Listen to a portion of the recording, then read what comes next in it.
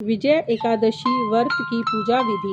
विजय एकादशी व्रत वाले दिन साधक को न सिर्फ भगवान श्री विष्णु बल्कि उनके अवतार प्रभु श्री राम की भी विशेष पूजा करनी चाहिए। विजय एकादशी व्रत का पुण्य फल पाने के लिए साधक को प्रातःकाल भोर में स्नान ध्यान करने के बाद सबसे पहले सूर्य नारायण को तांबे के लोटे से अर्घ्य देना चाहिए। इसके बाद श्री हरि का ध्यान करते हुए विजय एकादशी व्रत को विधि विधान से करने का संकल्प करना चाहिए।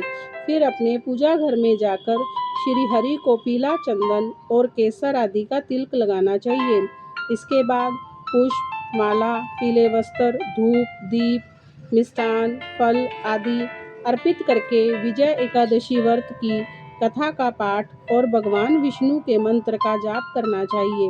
विजय एकादशी व्रत की पूजा के अंत में भगवान विष्णु और भगवान श्री राम की आरती करें और उनके आशीर्वाद की कामना करते हुए सभी को प्रसाद बांटें और स्वयं भी ग्रहण करें।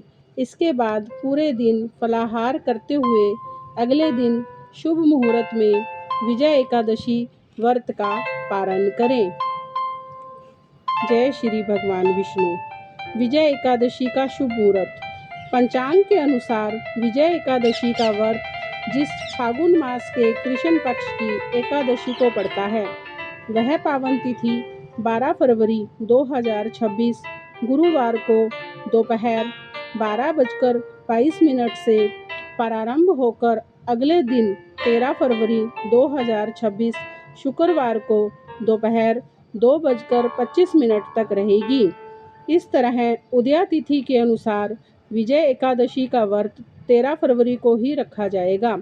जिसे पारण किए बगैर एकादशी का व्रत पुण्य फल नहीं मिलता वह 14 फरवरी 2026 को प्रातःकाल 6:35 से 8:52 तक रहेगा।